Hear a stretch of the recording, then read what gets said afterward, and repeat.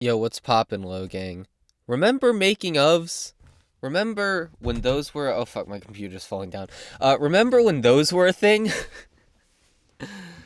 So yeah, it's been a while since I made one of those because I made the Urusei Yatsura 2022 vid one and then was like, well, hold on, it's not like my process changes every single time I make a video. I mean, there's small differences, but, at the end of the day, I'm still doing the same general thing each time, even if some things do switch. I think I recorded a making of for the DIY video, and then didn't post it because I was like, well, they're getting kind of old. I didn't really feel like I had too awful much to say. However, it's been a while. I've released one, two, three, four, five. So 5 videos that I haven't done a making of on. And I figured, you know what, why not make, I guess, just a collective making of for, not sure if I'll do all the videos, all the videos until I get bored. Just the important parts. And trust me, for some of these I won't have much to say. For some of these I'll have a lot to say. Mostly the Onimai and Zaregoto and Susame videos. I think those are the ones that I have the most to say about. I'm not sure. Let's get into it. We can start off with the DIY video. My process for this was, I guess, mostly the same because, I mean, my editing tricks, I have a few main ones, right? It's mostly putting the character PNGs over the sort of esoteric-y looking backgrounds, and then like putting the characters on popsicle sticks. This was the first one where I had the background with Lom Urusei Yatsura looking down from the little plate thing with the sunset colored background that's too simplistic to really be anything. And, I just moved the characters around on that. But what made this video stick out to me a lot was that it was the first time that I felt like my videos looked like what I always imagined them looking like. Because even as early as the Wodakoi video, which is 2 years ago, goddamn, I had this image of like, oh yeah, I'm gonna be the funky editor. My videos will look all weird and stuff. And that video looks like kinda normal, except for putting character PNGs over not so bot backgrounds. And so this was the first time where I was like, oh, the video like feels exactly how I imagined it being. And a big part of that was also the songs I used. I think that the DIY video just straight up has the best selection of songs that I've had in any video ever. Each song, I think, like perfectly slots into place and, brings out the part that I'm doing, which I know is a very broad way of saying it, but I used the instrumental for Sleep the Clock Around in that one part. It's a bop. You're having fun watching. I used Over There in Underwear from Super Paper Mario OST back to back.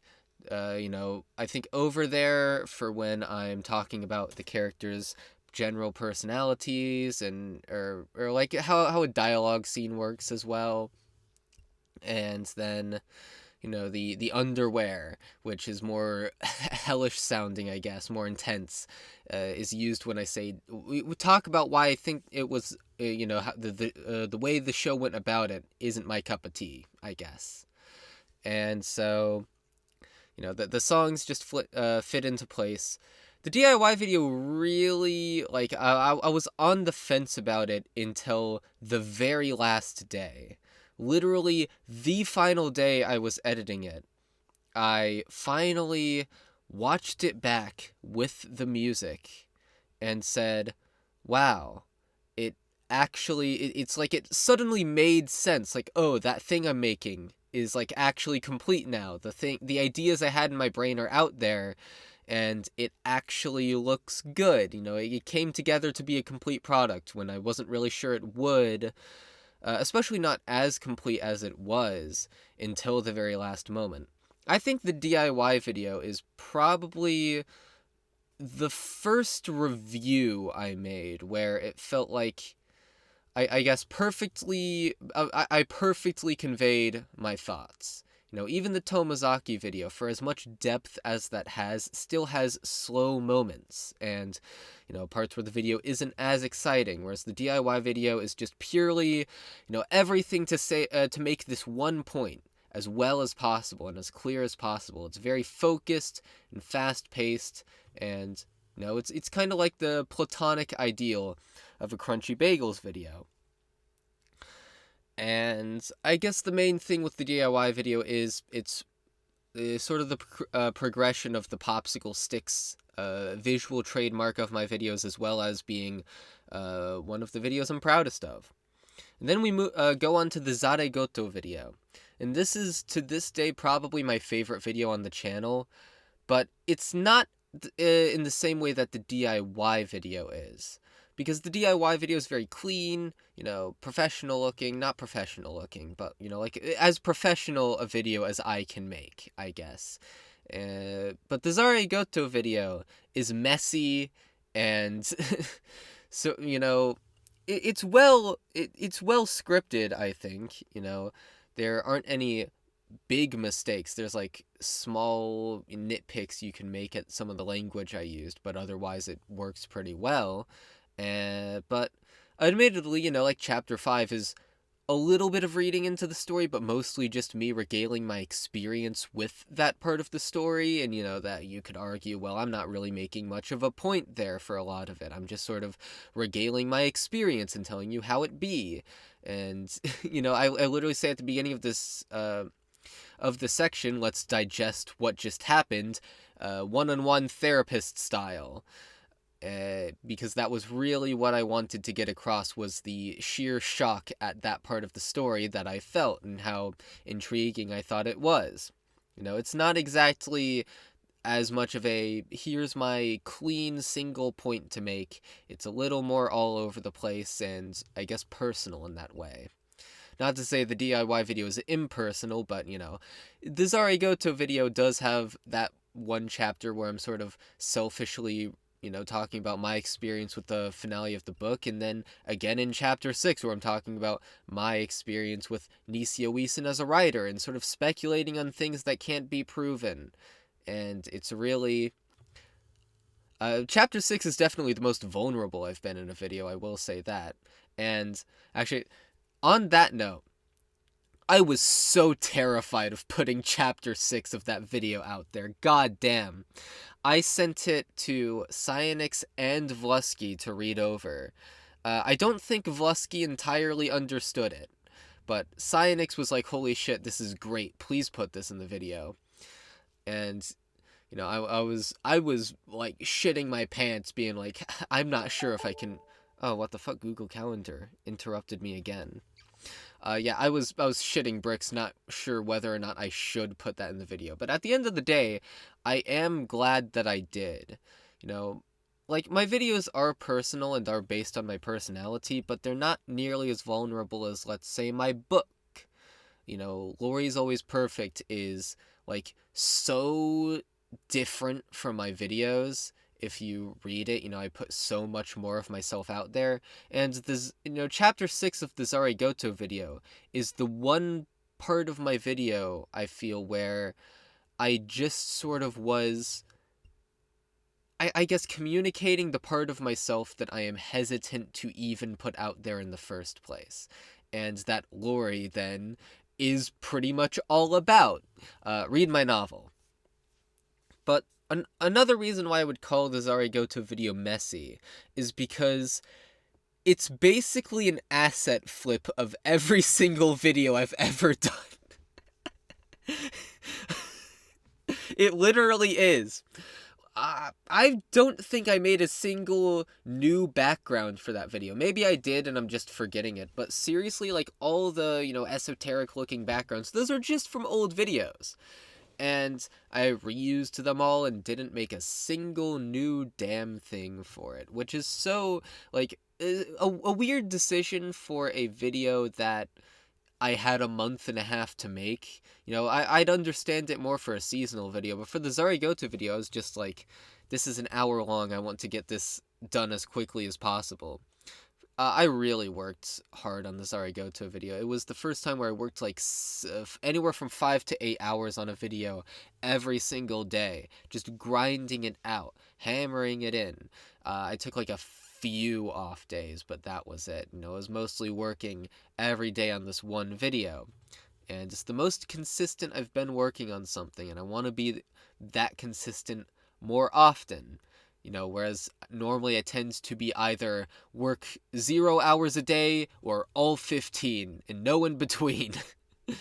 But, the Zaregoto video, the workflow is definitely something that I want to try and replicate in the future, because I think I really nailed it. But, it is at the end of the day, a messy video. I do a lot of camera work in it. There's a lot of filming me drawing my messy drawings that don't look particularly good in the first place. There's like my scuffed looking AMV, which people say looks good, and I agree that it looks good for the most part, but it's still scuffed and, it feels very DIY in a sort of way that I don't, like, none of my other videos feel like that, because the Zaregoto video uses so much IRL footage of me just going around my bedroom and, filming characters on popsicle sticks, reenacting entire scenes from the story. Dude, like, you can see the sun setting as I'm, like, moving the characters around, and so it gets darker near the end. And, stuff like that made it into the final product of the video. It's very slapdash in that sort of way, but it gives it a certain character, which is why it's probably my favorite video on the channel. It feels very personal in that way, and I want to make more videos like it. I'm reading Zaregoto Volume 2 right now, so there you go. I'm making the sequel to that video. Let's see how that turns out. So after the Zaregoto video, I made the Onimai MTF video.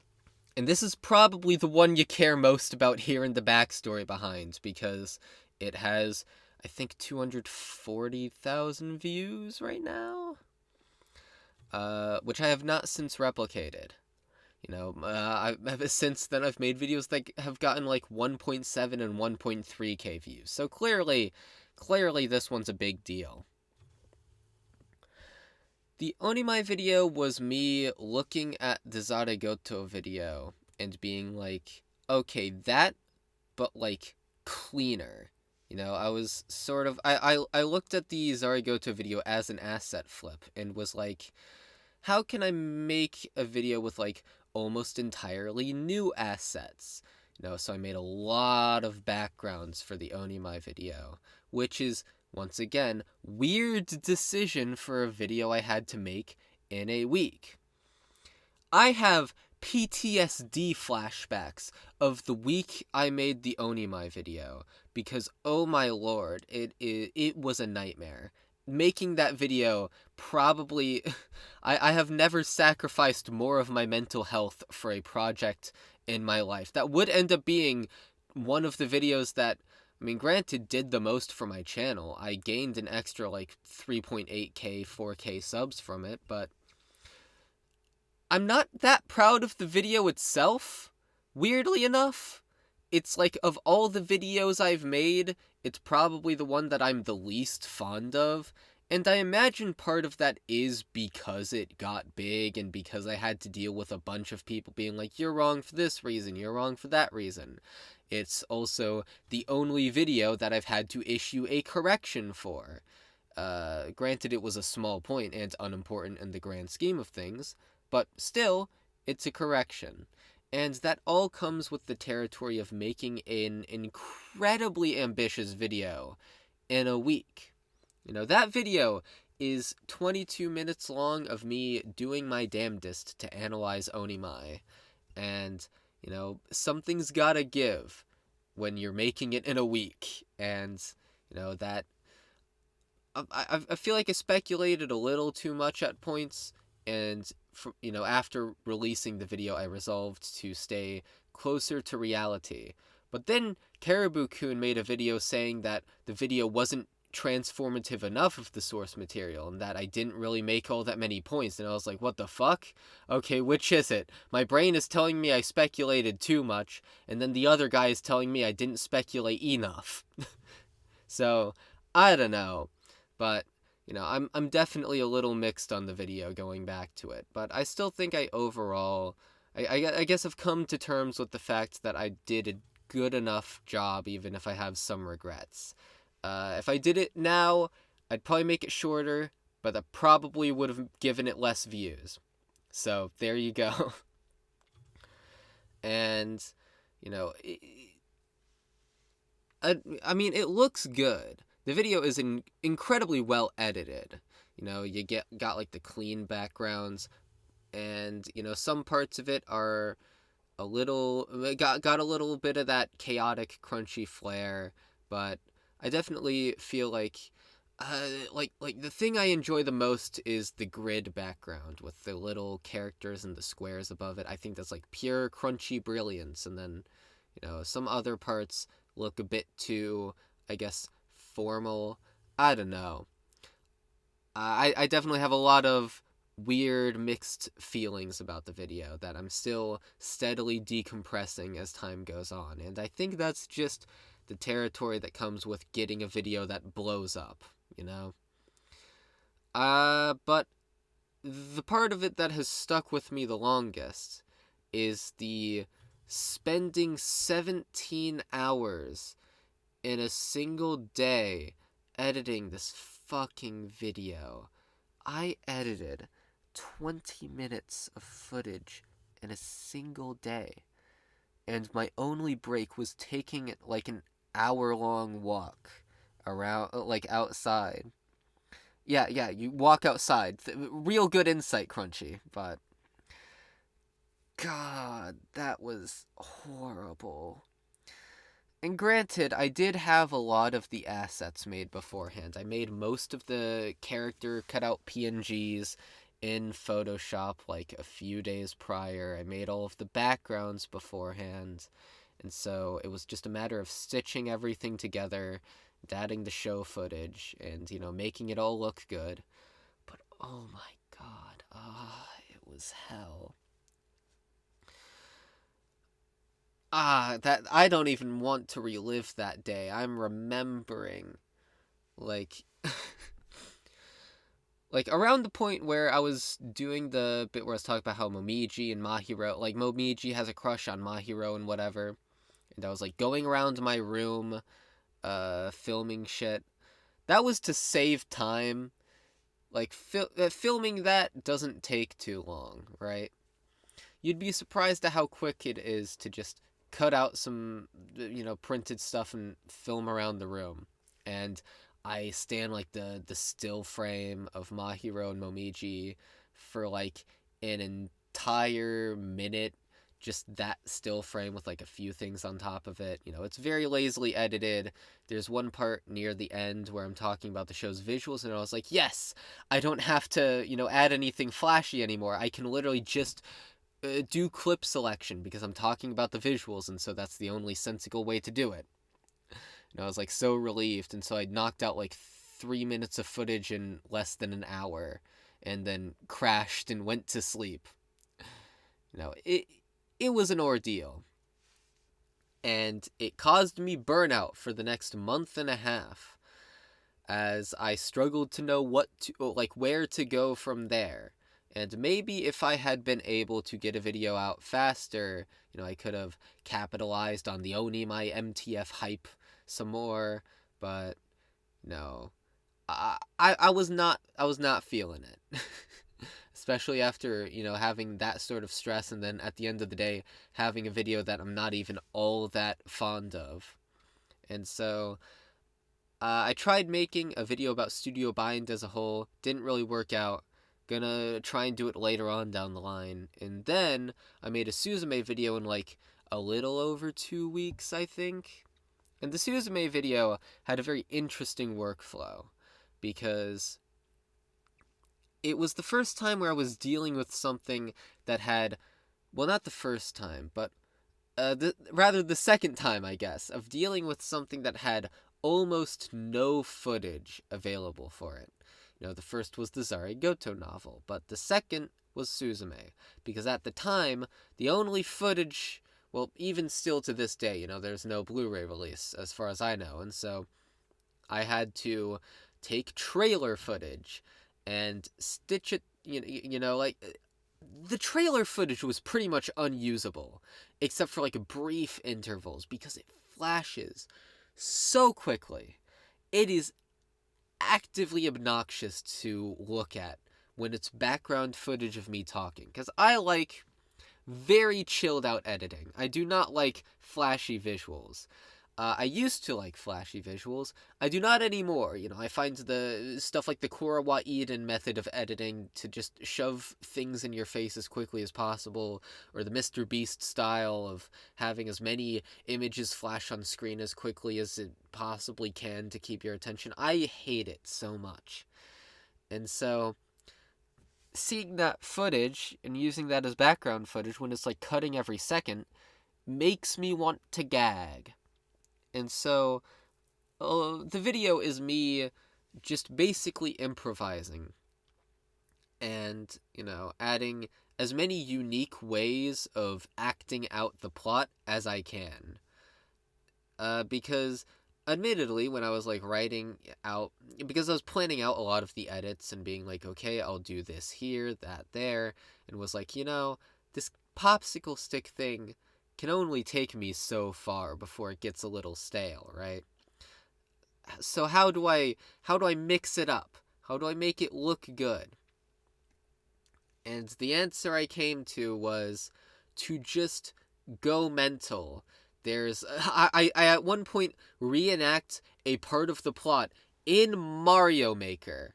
And I was like, dude, I was so excited when I came up with that idea. I was like, holy shit, I just revolutionized everything. There's the bit where I take all the 8-bit characters and move them around in Photoshop. It was, it was ridiculous.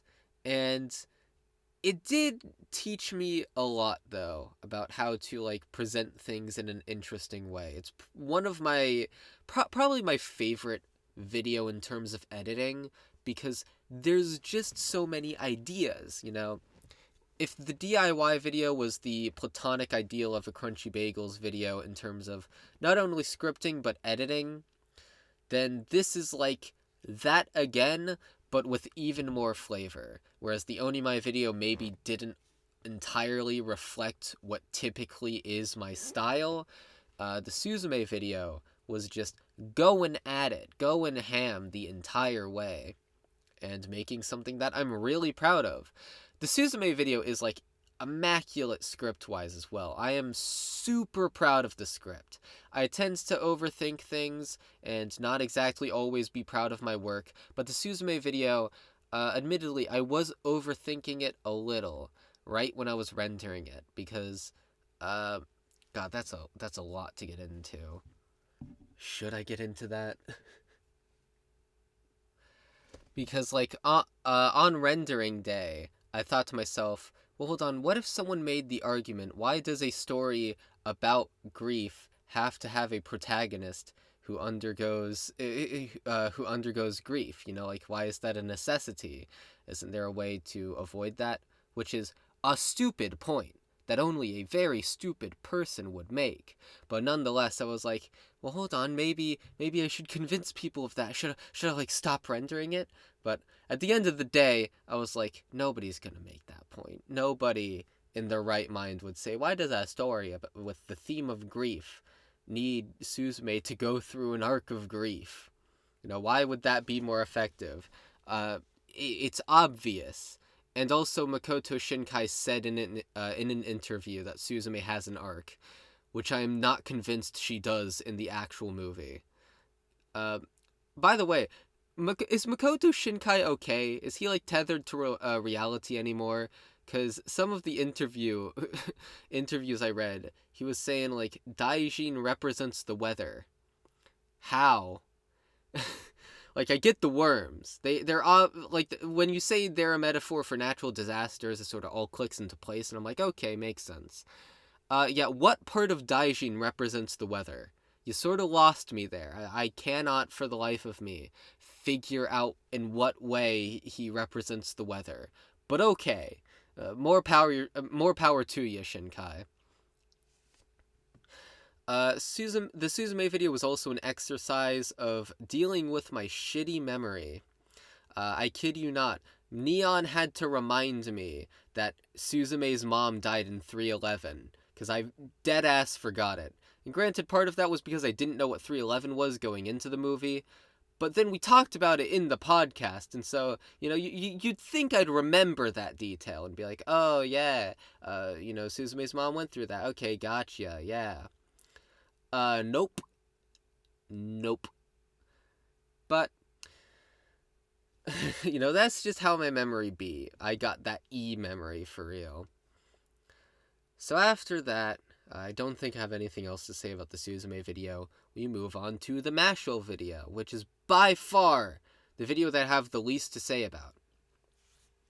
Because it's short, it's 12 minutes, which is kind of laughable compared to the Onimai video's 22 minutes, and it's made in the same amount of time, roughly, as the, Onimai video in terms of days I had to work on it, but it's also, it came equally down to the wire, surprisingly, even though it's 10 minutes shorter.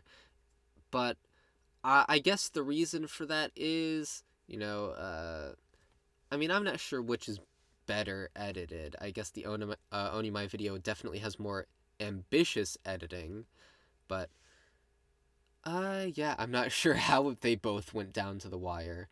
I guess it's that the Mashal video has I guess cleaner script with less errors in it. Less the fact that it wasn't as long and didn't stress me out as much probably lended to it being a better experience. But the Mashal video also had this feeling of, this is kind of just a video, kind of just throwing it out there. One of my motivations for making it was to buy me more time to make the Zaregoto Volume 2 video, which I'm currently reading and about to make a video on. I would have read more of it today, but IRL stuff got in the way. But anyway, every video before that I felt pushed my style forward. You got the Tomazaki video, which was just reestablishing what what my editing style was. You got the Call of the Night video, adds drawing to the mix. Fucking Urusei Yatsura adds the popsicle sticks. DIY nails everything and, adds the background. Zaregoto video proves that I can make a video relying on the popsicle sticks and don't have to rely on visuals at all. Onimai cleans up the backgrounds a little bit and, adds more of them and sort of changes the style a little bit. The Susame video fucking nailed everything. Really creative visuals. This is just kind of a thing that happened. It existed.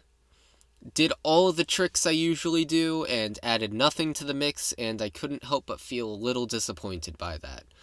But I only had a week to make it, so I was like, can't really do a whole lot. But even then, the Onimai video did do a little. But at the end of the day, not a huge deal. I like my editing style. I think my videos all look good. Some even fantastic. If every YouTube video was edited like mine, it'd be boring, but, I think I have some of the best editing of all the YouTubers, except for the ones that have better editing than me. They exist, I know they do. But, even without that, at the same time, I do want to push the style forward more. I like this idea that every video adds to, this grander meta-narrative of how Crunchy Bagels makes YouTube videos, and that by the end, you can trace where each individual stylistic quirk comes from through my content over time. Sort of like how the popsicle sticks. I do it, I've literally done it for not the Onimai video, but pretty much every video past the Urusei Yatsura video. I've at least printed out something for each video after the Urusei Yatsura video. and including the Urusei Yatsura video, but the implementation changes with time. And you can see in the Onimai video where I got the idea to pan across my room with all the, drawings not drawings, printed out pictures there. And you can see that reused in the Mashal video, except this time with a bunch of Easter eggs from my old videos. Like, I put the entire Crimb board from the Zaregoto video in there as a background Easter egg. Now, I like the idea that you can see them evolve over time if you watch all my videos chronologically. And the Mashal video just sort of threw it out there and did all the things again without any changes. But, I want to change. And so, for the Zaregoto video, V2, because that is my next project, it's something I actively want to work on. It's something that I'm excited to work on. That I really... Like half the reason I want to finish this novel, putting aside its quality, which I'm actually going to leave up in the air for when I A, finish the novel, and B, make the video, but I'm actively excited to work on the video. I want to finish the novel so that I can work on the video, because, the Zaregoto video has taken to being my passion project. I might make a making of the Zaregoto video. I might wait until I make a bunch of other videos and then, do them all in a round like this one. And I'll probably just call this Making of Onimai more than fan service because that's the one people care about. Let's be real. That's half, literally 4/5 of my subs probably come from that video. Seriously. Anyway, that's about all I have to say. See